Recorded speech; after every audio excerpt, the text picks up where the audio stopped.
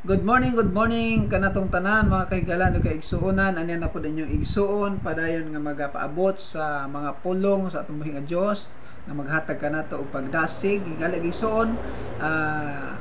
Tuguti ako ninyo sa pagpaabot ng ining nga mensahe atong hisgutan kining giingon diri sa Juan 3:1 ngadto sa 6. Ako ning pagabasahon ang pulong sa Ginoo nagaingon, there was a man of Pharisees named Nicodemus, a ruler of the Jews.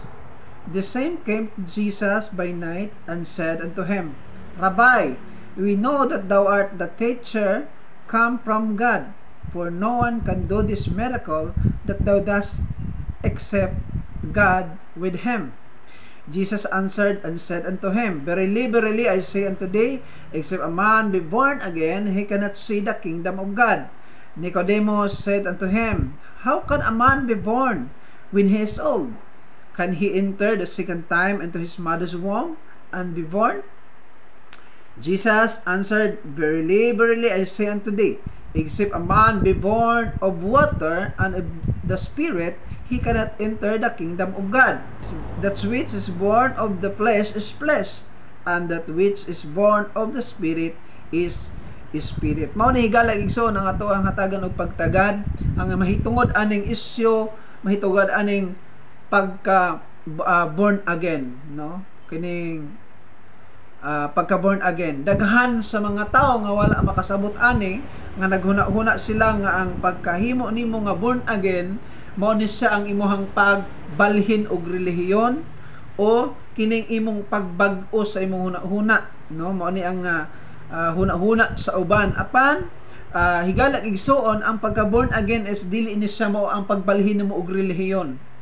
Di sa atong gibasa usa ka tawo nga ilado si Nicodemo usa ka leader sa mga Pariseo niadto kang Ginoong Hesus o nangutana siya kang Ginoong Hesus nga ikaw usa ka magtutudlo nga gipinadala no sa Dios kay walay mga milagro nga nahitabo sama niini kung walay Diyos nga nagpadala diha kaniya. So kini si Nicodemo ang nakigsulti kang Ginoong Hesus ug giingnan sa ni Ginoong Hesus higalag igsuon nga sa pagkatinuod gawas kung ang tao mataw pag-usab dili siya makakita sa gingharian sa Dios. Except a man be born again, he cannot see the kingdom of God. Ug manay kamatuoran higalag igsuon kung ang tao dili siya ma-born again, dili gid siya makakita sa gingharian sa Diyos. Di sa kakita higalag igsoon unsa kanindot ang mga lagad sa Ginoo, unsa kanindot ang musimba sa Ginoo, unsa kalami ang presensya sa Ginoo, dili na niya makita higalag igsoon, dili niya masabtan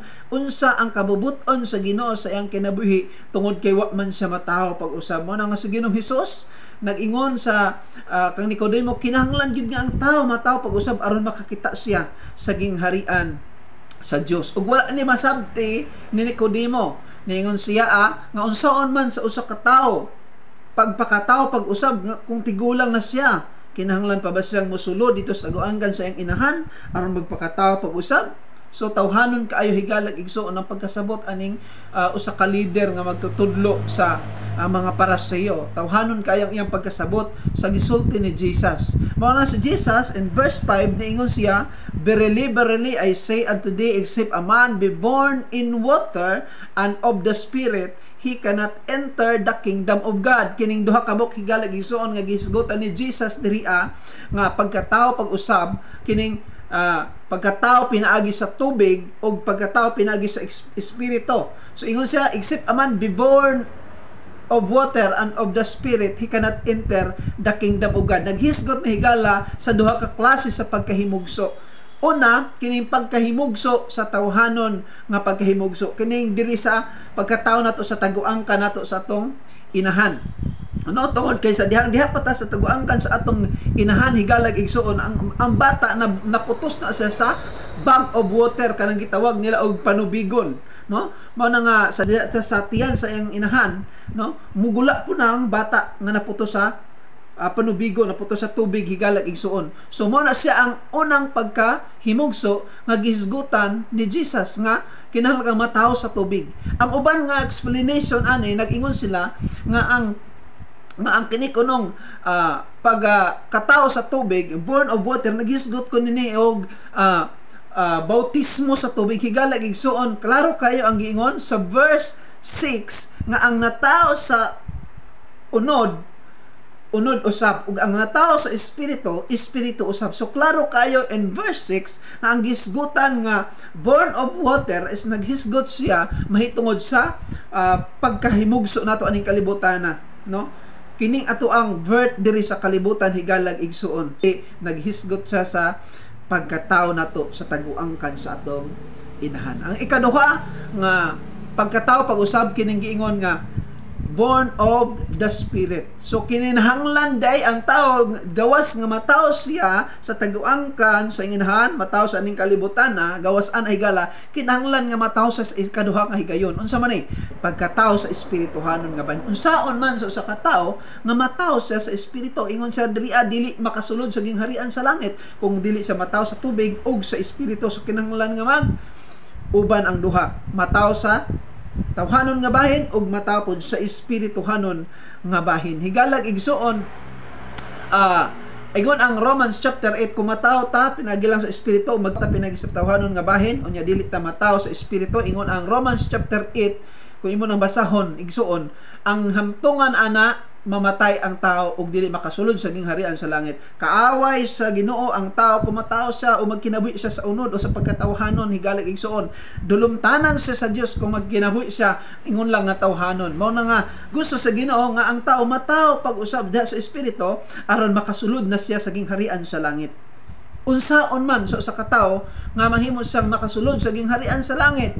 Ingon ang Juan 1:12 higalag igsoon, hinuon may mituo og midawat kaniya sa silang tanan gihatagan niya katungod nga mahimong anak sa Dios. So ang paagi daay aron makasulod ka sa gingharian sa langit, gikinahanglan ka nga mahimong anak sa Dios. Kay ang gingharian sa langit higalag igsoon alang lang na sa mga anak sa Dios, walay anak sa yawa didto.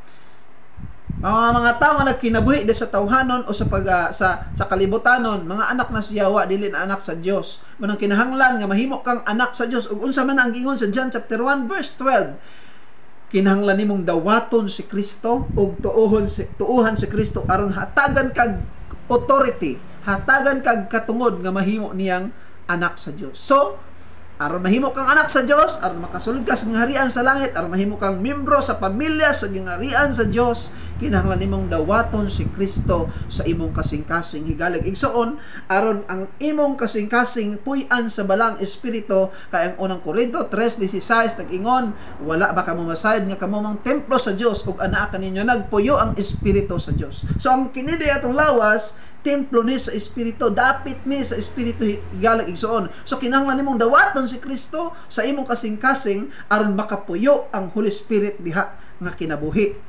Dawaton, tuuhan nimo si Ginoong Hesus. Tuuhan nimo ang iyang grasya, tuuhan nimo higalag igsoon ang iyang gibuhat didto sa cross. Tuuhan nimo ang imong pagtuo kang Kristo mo, imong pagdawat diha kaniya. Higala. Mo na ang paagi nga gihatag ni Ginoong Hesus aron mahimo kang makasulod sa gingharian sa langit. Gani niingon ang Juan 14:6, isa, I am the way, the truth, and the life. No one cometh to the Father but by me. Ako ang dalan, ang kamatuoran ug ang kinabuhi, walay makaadto sa amahan kun dili moagi kanako. So walay laing dalan padulong sa kaluwasan, padulong sa gingharian aron mahimo ka nga makasulod higalag igsoon sa gingharian sa langit. Si Kristo ra ang dalan. Mao nang kinahanglan naton dawaton ug tuhan si Kristo na mahimo kaniyang anak o mahimo taniyang anak. O pinaagi ana higalag igsoon mahimo kang born again. Ang pagka born again sugo sa Ginoo higalag igsoon ug dili sugo sa relihiyon. Klaro kay ang giingon sa Juan 3 versikulo 3 ug 5. Sugo sa Ginoo nga mahimo kang born again aron ka makasulod sa gingharian sa langit. God bless ug maayong buntag kanatong tanan.